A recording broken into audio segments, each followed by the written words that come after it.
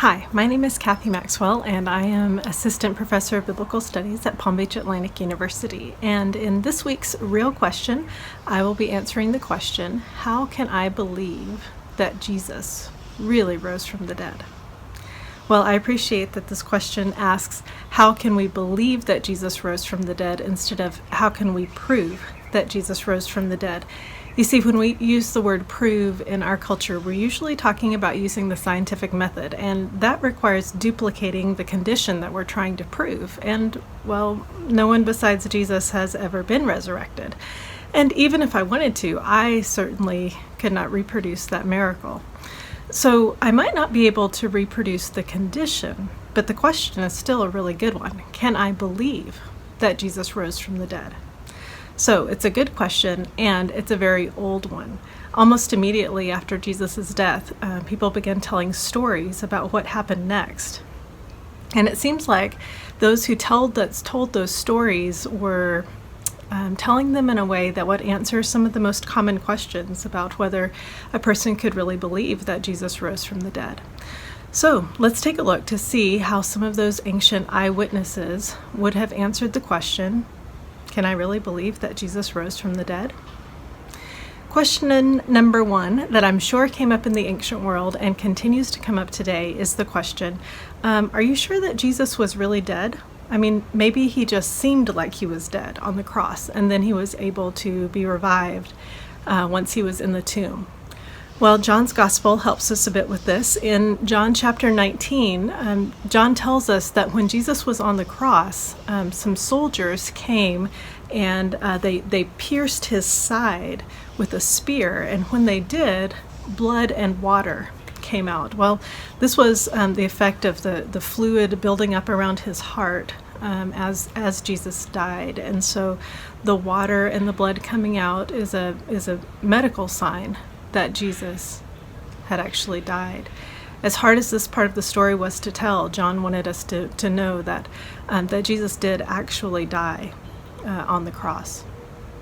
A second question that I think ancient people asked, and people still ask today, is, well, I heard that some of Jesus's disciples, some of his followers, came and just stole his body away so that they could claim that Jesus had risen from the dead.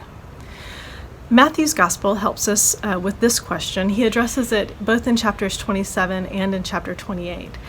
First, Matthew includes the detail that soldiers were placed at the opening to Jesus's tomb, and that it was sealed with a clay seal, so that if the door, the stone that covered the entrance was tampered with, the soldiers would be able to tell. But even then, they were there on guard.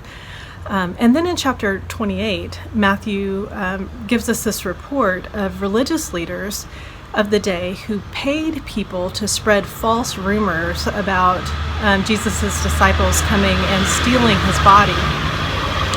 And so Matthew seems to want to be very clear in the way that he records his story about Jesus' resurrection, that no one could have gotten past those guards. No human could have gotten past those guards to steal Jesus' body. And in fact, the rumors circulating about Jesus' disciples or followers coming to steal his body were false, and he explains where those false rumors came from. The third question that I think is quite common is, well, how do we know that Jesus' followers didn't just see Jesus' ghost or his spirit, or see Jesus in a dream or something like that? Well, we can go back to John's Gospel for this as well, because in John's Gospel, in chapter 20, we read about this man named Thomas who had this same question. He had a really hard time believing that Jesus really had been raised from the dead. And Jesus showed up and said to Thomas, here, touch the wounds in my hands, touch the wounds in my side where that spear had pierced Jesus. And in other words, what John is telling us is that Jesus had a physical body of some sort at that point that could be touched, and ghosts and spirits and dreams are not like that. Luke's Gospel also helps us out with this question in chapter 24. Luke includes what seems like a pretty mundane detail. He says that Jesus met his disciples and had fish with them for breakfast. Now that might have happened many times in Jesus's life, but this makes instance is different because this happens after Jesus' resurrection. Ghosts and spirits and dreams do not get to have tasty fish for breakfast. So maybe the next question then, after we look at these three common questions about Jesus' resurrection, is, well, how can we believe what the Bible says about the resurrection is true? Well, in last week's installment of Real Questions, Kathy Copan did a great job of answering the question, can we trust the New Testament? So if you haven't seen that video, I would say go check it out.